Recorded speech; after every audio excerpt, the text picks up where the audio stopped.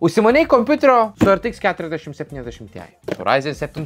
Natūralu, žinant, kokių komponentų ir specifikacijų nori, bėgsi žiūrėti, kokio to reikia maitinimo bloko, kokios reikia pagrindinės plokštės ir kitų komponentų. Pasirenkant maitinimo bloką, greičiausiai arba negreičiausiai tu turėtum nueiti į Nvidios gamintojo puslapyje ir ten pažiūrėti, kokia yra rekomenduojama maitinimo bloko gale šiai vaizdo plokštei. Tačiau esamos rekomendacijos oficialiame Nvidios puslapyje nepasako visos tiesos. Tai šiame video ir sužinosi, apie ką aš kalbu. Bet prieš tai žinutė iš mūsų rėmėjų. Jeigu tu ieškai išskirtinės ir svarbiausia kokybiškos klaviatūros, ar tiesiog nori pasikeisti savo klaviatūrų mygtukų dizainą, nori rinktis iš begalės skirtingų kilimėlių, bėgi į klaviatūros.shop ir išsirenki tinkamiausią variantą. Tai jeigu nueitum į šios vaizdo plokštės gamintojo puslapį, ten pamatytum, kad Nvidia prašo dėti ne mažiau negu 700, gal labiau rekomenduoja dėti ne mažiau negu 700 W galios maitinimo bloką. Tačiau, kas būtų, jeigu aš tau pasakyčiau, kad tu gali dėti kur kas silpnesnį maitinimo bloką? Ar aš tai daryti rekomenduoju? Ne, bet šiandienos video ir bus eksperimentas, pamatysim, kiek žemai, kiek silpnai mes galime eiti, kad mes galėtume komfortabiliai naudotis vaizdo plokštę su kur kas silpnesniu maitinimo bloku. Prasta manyti, kad geras maitinimo blokas lygu galingas maitinimo blokas ir jau praeitose mano video esat matę, kad dažniausiai tai yra tiesa ir taip pat renkantis kompiuterio komponentus tikrai nederėtų neatsižvelgti. Tai žiūrėkit, kas parašyta rekomendacija ir jų laikykitės, jos yra parašytos ne veltui. Bet šiandieną mes esam Žentelio kanale, o Žentelis mėgsta eksperimentuoti ir mūsų eksperimentas yra, kaip žemai galime eiti. Tai va turime mano asmeninį kompiuterį, kurį šiuo metu testuoju jau, tiksliau, naudojas pilnai 3 savaitės jaučiu. 3 savaitės. Ir žinodami jo kompiuterių specifikacijos, kurios yra RTX 4070 Ti, Ryzen 7 58X3D, turbūt įprasta jums manyti, kad čia bus 700, 800 arba galingesnis maitinimo blokas. Tačiau realybėje, Korneliau, ateik parodysi visiems, kokios galios čia yra maitinimo blokas, 450 W.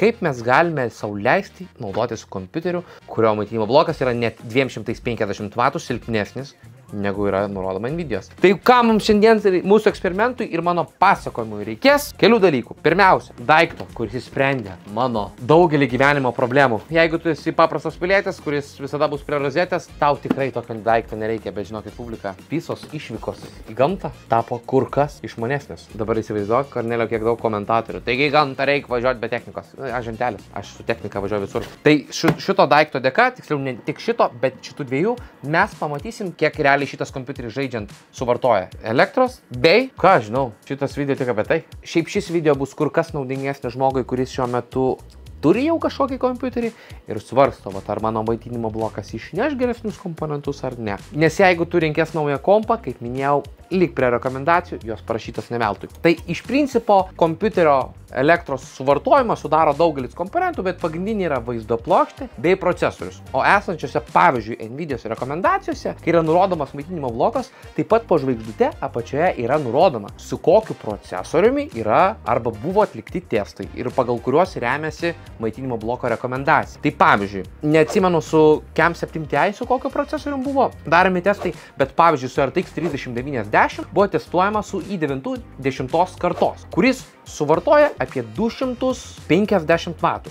Kaip i9-ukai dar naujesni suvartoja apie 350 W, kas yra kur kas daugiau. Tai iš principo, jeigu tu šiuo metu, tarkim, dedies sistemą arba turi sistemą, kurioje procesorius nesuvartoja 250 W, tu turi energijos perteklių, kurios dėka gali dėti galingesnę vaizdo plokštę. Jeigu šiuo atveju, man atrodo, su Cam 7 Ti testuojama su Ryzen 5 9500 procesoriumi, kuris suvartoja apie 150 W, natūralu, kad dedant su Intelio i9-uku vietoj 700 W mažiausiai rekomenduoju dėti 850. Taip pat žaidžiant žaidimą, procesorius praktiškai niekados nedirba 100%, jeigu tai yra geras, galingas procesorius, nes jo paskirti žaidimuose duoti darbo vaizdo plokščiai. Dėl to sistema niekados neišnaudos savo pilnos galios žaidimų metu. norint išnaudoti kiekvieną komponento arba maitinimo bloko visą tą galę, tau dažniausiai reikia naudoti sintetinius stres testus, kurių metu, pavyzdžiui, mes testuodami kompiuterį prieš jį parduodant tai ir darome, bet tai yra labiau sintetinis testas, nieko bendro su realybė neturinčiais naudojimais. Nebent tu esi nišoje, kuris dirba su specifinės programomis, kurios išnaudoja visus komponentus vienu metu. Tai įsijungus bet kokią tinkamai apkraunantį kompiuterio komponentų žaidimą, aš matau, kad vaizdo plokštė suvartoja apie 240 vatų, procesorius suvartoja apie 70 vatų ir bendrai sistema turėtų suvalgyti apie 300 vatų. Aišku, dar yra kiti kompiuterio komponentai, tačiau būtent šiame kompe mes neturim daug ventiliatorių, mes neturim sudėtingų aušinimo sistemų, ko pasiekoje pats kompas yra nedaug. Bet net jeigu tai ir būtų standartinis kompiuteris, papildomi kompiuterio komponentai suvartotų net ir su 8-4 ventiliatoriais nedaugiau 50-100 vatų. Tai būtent šita sistema suvartoja apie 330 vatų. Jeigu mes pasižiūrėtume, ką rodo mūsų abu nepriklausomi dalykai, mes matom, kad sistema čia suvartoja jau žaidžiant žaidimą, jau leidžiantis iš lėktuvo 300, tai mes ir matom, kad iš principo būtent šios specifikacijos suvartoja nedaugiau 320 vatų. Tai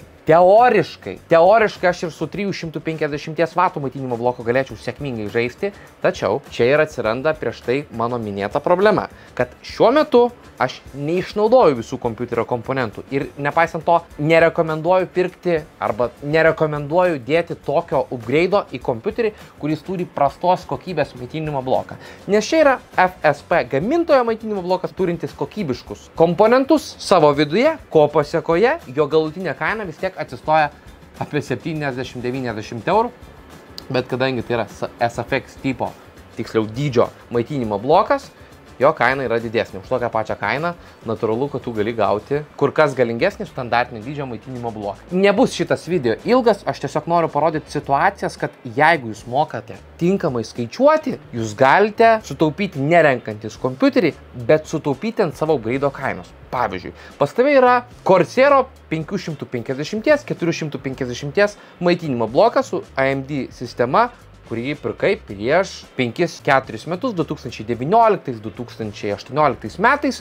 Na ir tu žiūri, kad iš pažiūros šitas maitinimo blokas jau kaip ir per silpnas, bet po šio video tikiuosi, kad matai, tikrai bijoti nėra ko.